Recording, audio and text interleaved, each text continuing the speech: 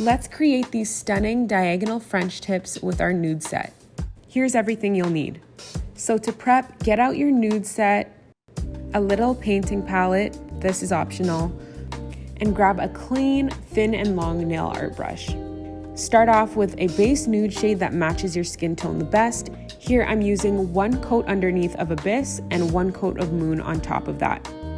So to create the diagonal design, it's actually pretty easy. Just use a thin brush, pick up the lightest shade Lychee, and create a diagonal line from the top left corner of your nail down to the right side.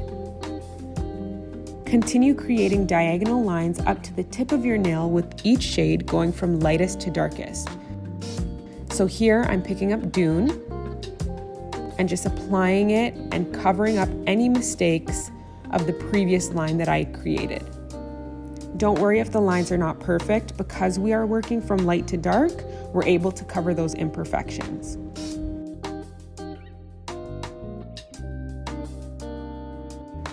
Make sure to clean up around your nail